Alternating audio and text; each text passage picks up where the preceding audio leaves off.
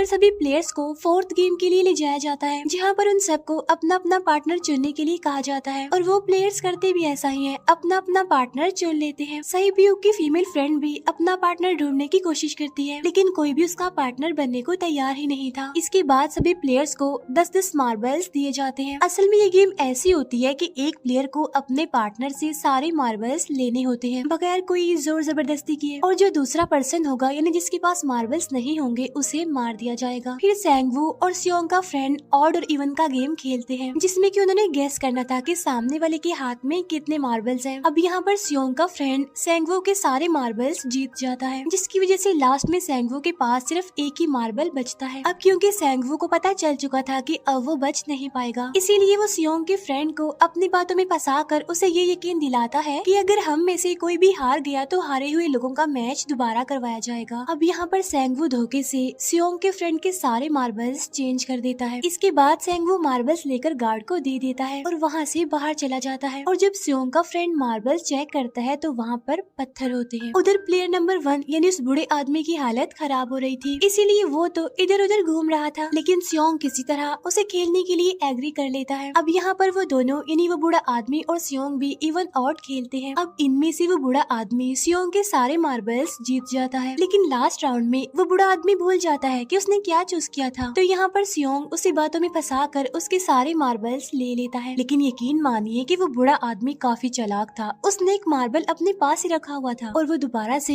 इधर उधर घूमने लगता है। अब यहाँ पर सियोंग उसे रिक्वेस्ट करता है कि प्लीज मेरे साथ एक और गेम खेलो ना। तब यहाँ पर वो बूढ़ा आदमी कहता है कि मुझे पता है कि तुमने सारे मार्बल्स धोखे से लिए हैं मुझसे। वो कहता है कि मुझे सब पता था, बस मैं पागल बनने की एक्टिंग कर रहा था।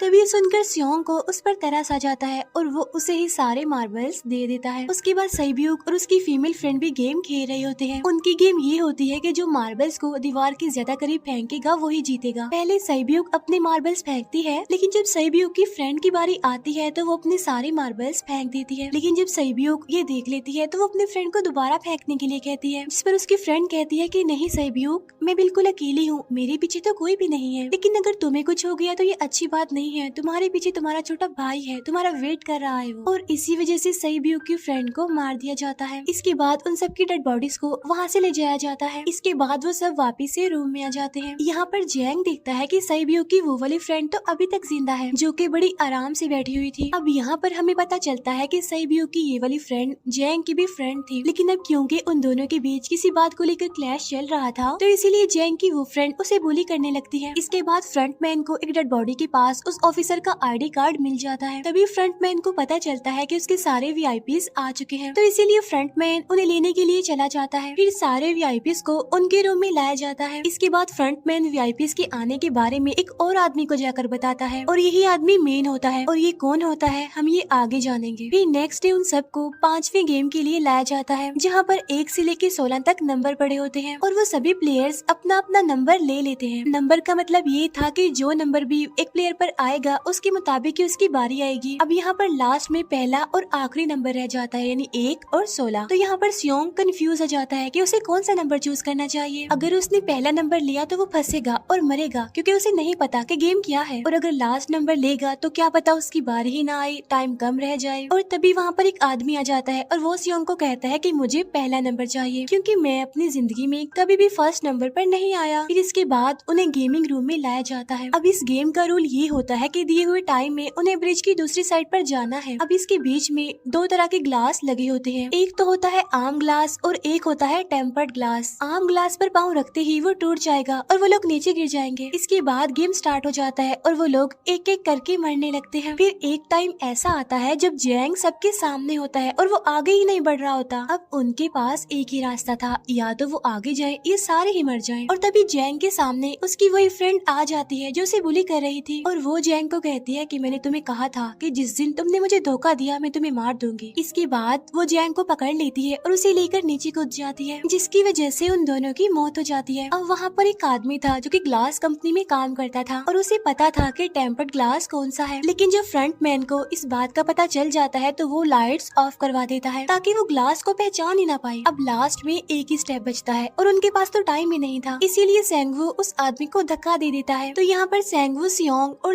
सैब्यूक ब्रिज को पार कर लेते हैं, लेकिन ग्लास टूटने की वजह से उन्हें काफी चोट लग जाती है, खास तौर पर सैब्यूक को।